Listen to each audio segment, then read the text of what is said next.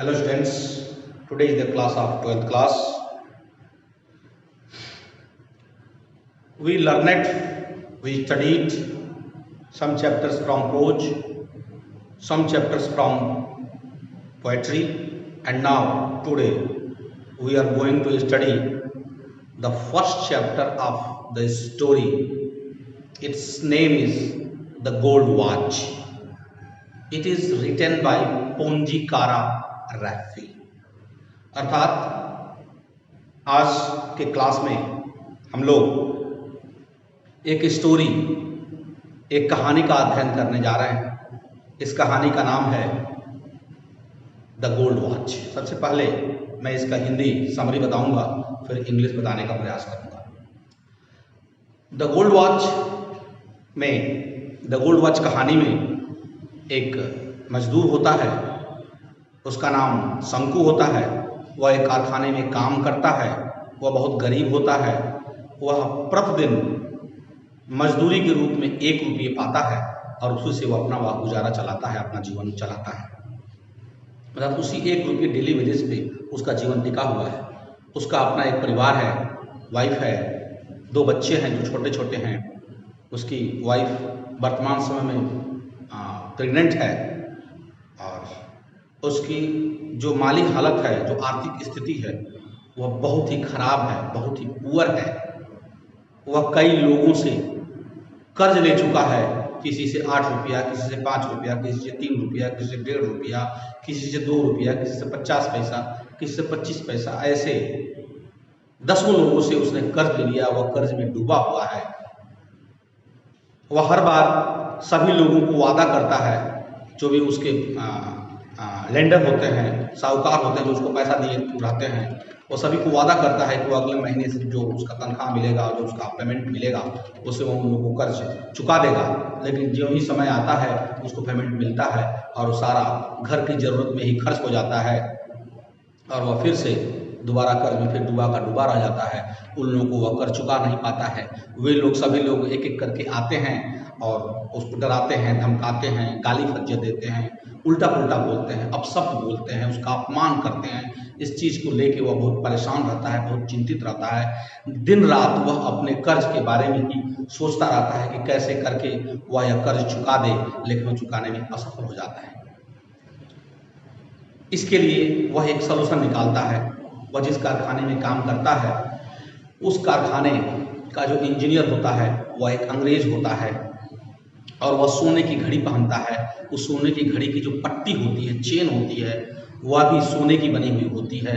और लंच के समय में वह अपने ऑफिस के मेज पर वह घड़ी रख के चला जाता है और फिर वह 1-2 घंटे के बाद ही, भोजन करने के पश्चात ही, आराम करने के पश्चात ही आता है। इस बीच उस ऑफिस में जो खिड़की होती है वो आधी खुली हुई होती है और वहाँ पर कोई अगल बगल में रहता नहीं है, ना कोई आता है ना जाता है।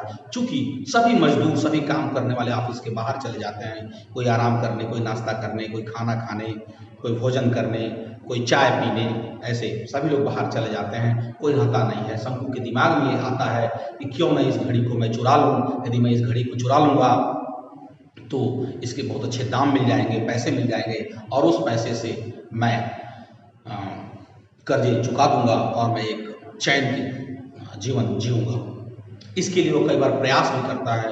वह वहाँ जाता है लेकिन फिर लौट आता है। वह घबरा जाता है, डर जाता है, हिचकिचाने लगता है, वह सहम जाता है, यह सोचकर कि कोई देख लेगा, कोई जान लेगा, कोई पकड़ लेगा आदि। लेकिन यह सोचते सोचते कई रातें गुजर जाती हैं। एक दिन वह पूरा साहस इकट्ठा करता है कि इस बार मैं घड़ी चुरा लूँगा ही, क्योंकि मेरे पास दूसरा कोई विकल्प नहीं है। उसकी पत्नी प्रेग्नेंट है, उसके लिए भी कुछ पैसे चाहिए। उसकी पत्नी अपने एक बच्चे के लिए, उसके पूरे शरीर में घाव हो गया रहता है, उसके लिए उसको मलहम की ज़रूरत है। वह 3 रुपये वाली, वह 3 पैसे वाली या 3 रुपये वाली मलहम मांगती है कि इस बच्चे के लिए मलहम लेते आना। वो भी वो देने में असफल है। कर्ज जो लोग मांग रहे हैं वो लोग अलग परेशान कर रहे हैं, टॉर्चर कर रहे हैं। उसको ऐसे लगता है शंकु को कि जैसे किसी आवारे कुत्ते को कोई घेर लेता है, 10 लोग 20 लोग मिलके और उसको दबा दबा के मारते हैं, वैसे वो अपने आप को महसूस करता है।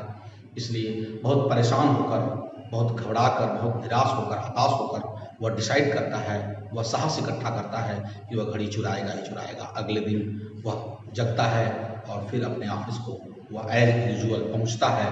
और ऑफिस में पहुंचने के पश्चात जब लंच का समय आता है, सभी लोग बाहर चले जाते हैं। जो कारखाने का इंजीनियर होता है वह भी बाहर चला जाता है और उस समय वह घड़ी उसी ऑफिस के मेज पर किताबों के, मोटी मोटी किताबों के ऊपर वैसे ही रखी गई रहती है। वह घड़ी चमक रही होती है।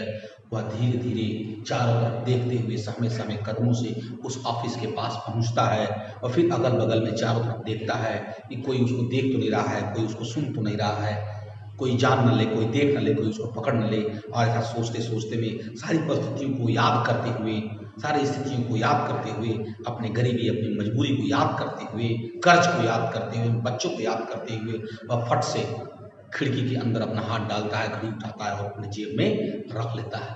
वह घड़ी उठाकर अपने जेब में तो रख लेता है, लेकिन रखने के पश्चात डरने लगता है, घबराने लगता है, चिंतित होने लगता है, परेशान होने लगता है। उसे ऐसा लगता है कि उसकी जेब में जो घड़ी रखी गई है वह कोई घड़ी नहीं है, बल्कि वह कोई कोयला है जो जल रहा है।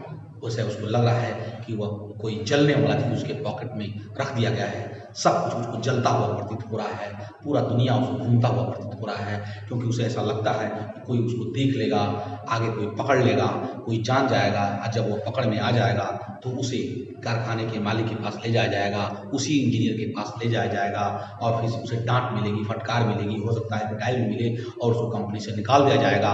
और ऐसा सोचते सोचते वो तुरंत बैक होता है और जाकर फिर से घड़ी वहीं पर वापस रख देता है और वह चुपके से वहां से चल देता है।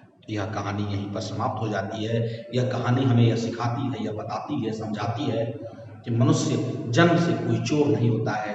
परिस्थिति मनुष्य को विवश कर देती है चोरी करने के लिए, झूठ बोलने के लिए, इधर उधर करने के लिए।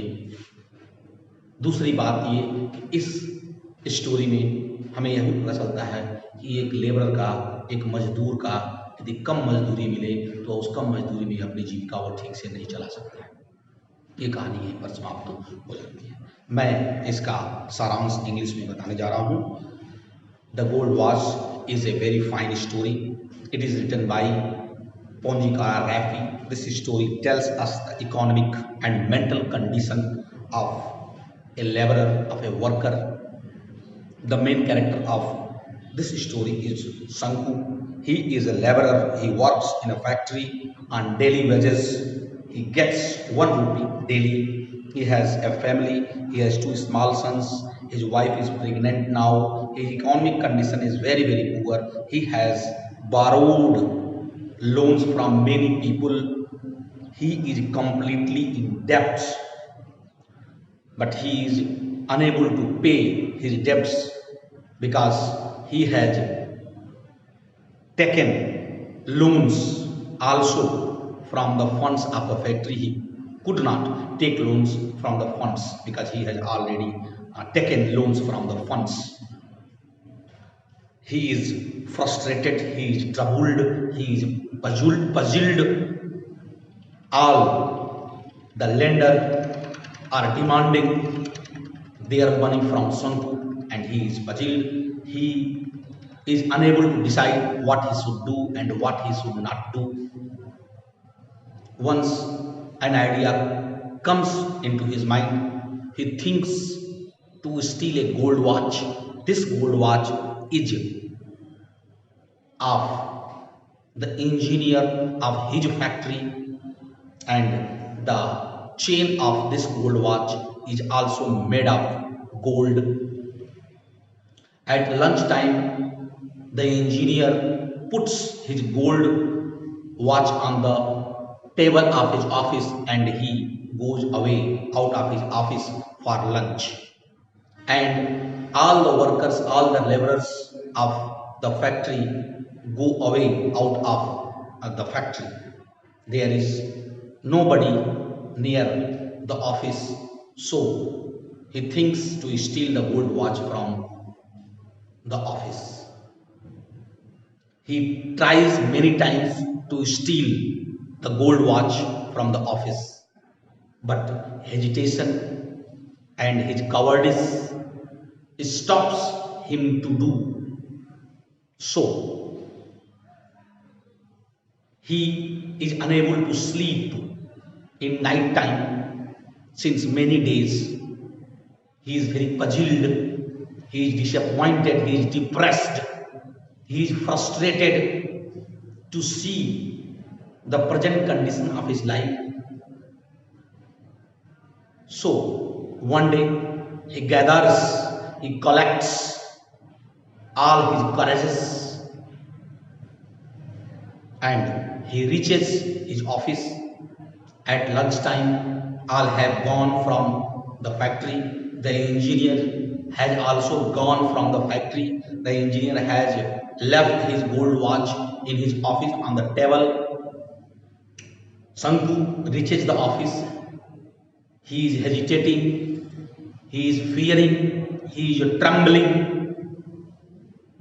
He thinks that if he steals the gold watch, someone looks him, he will be caught, he will be tortured, he will be beaten, he will be insulted, and he will be dismissed from the work of his factory. But once he again thinks of his thorny problems of life, he thinks of his debts which have been taken from many people, he forwards, he reaches the window of the office. He puts his hand near the table. He picks up the gold watch. He puts the gold watch into his pocket and goes away further. But he is trembling with fear. He thinks if he is caught for the stealing of the gold watch, he will be dismissed from his job, he will be tortured, he will be insulted. All the workers of the factory will think Sanku a thief.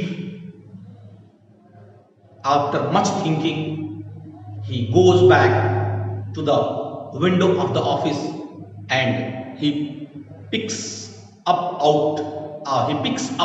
the gold watch out of his pocket, and once again he puts the gold watch on the table and goes away.